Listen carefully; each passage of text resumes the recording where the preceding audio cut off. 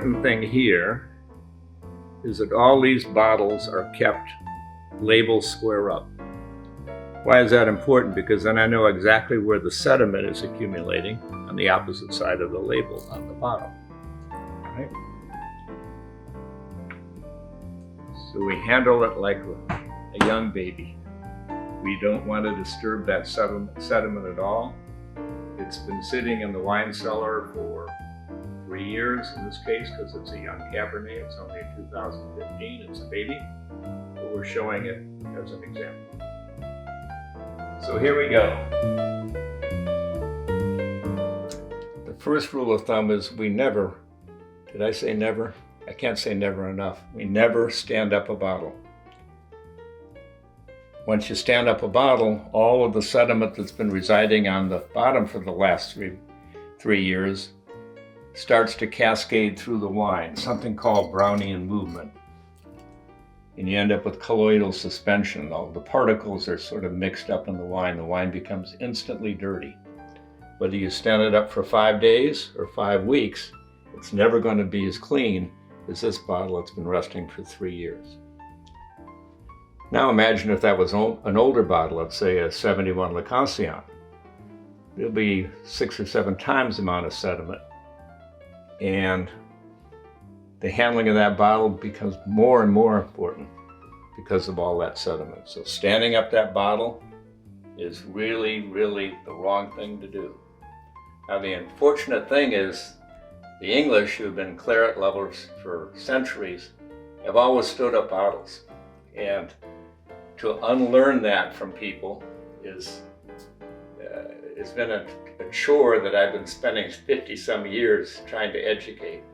And there's a lot of people that frankly resist it. All I can say is try it both ways.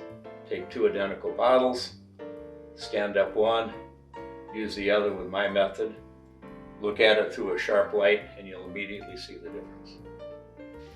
All right, so the next step is to use this tool and remove the foil.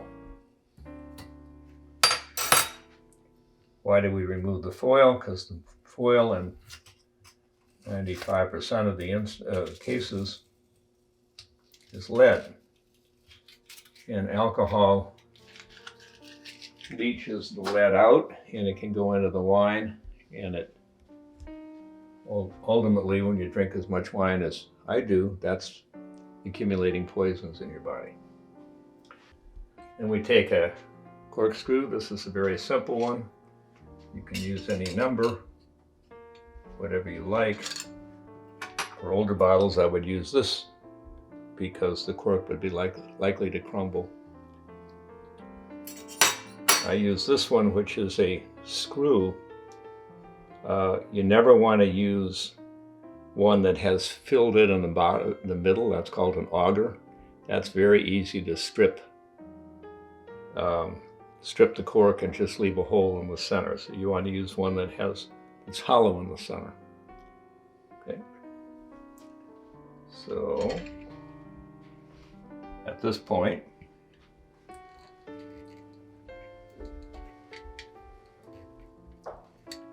notice the wine is in the basket, undisturbed. That basket is an angle of about 30 degrees. I'm holding onto the bottle firmly so it's not moving. All right, so the cork is now free from the bottle. And I remove that.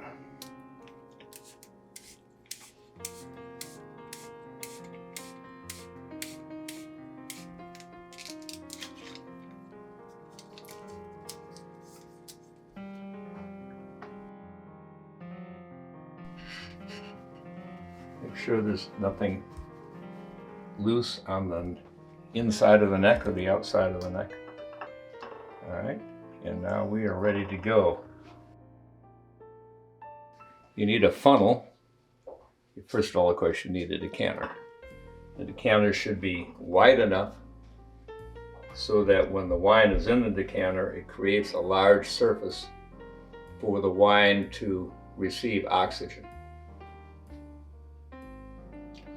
And we need a funnel to capture the wine that's coming out of the bottle, so we make sure it all goes in the decanter.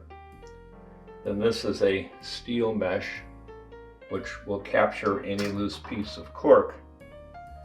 In this case, if you look closely at this, there's a little niche missing. So this mesh will catch that piece if it doesn't stay in the bottle. Sometimes it stays in the bottle, sometimes it doesn't, but I don't want it to get into the wine. Okay, so the wine has been laying in the basket carefully. I now start to pour it very, very slowly.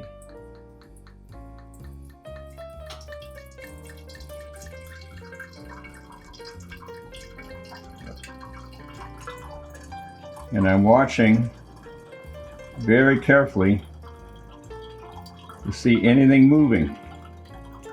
Right now, everything is lodged into place. The sediment is undisturbed. The reason for that is it's a cold cellar, and over time, the sediment clings to the bottle.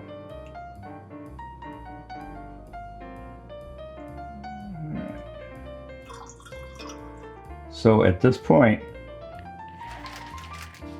I'm going to put this filter here. I'm going to hold it down for a second till it starts to pour.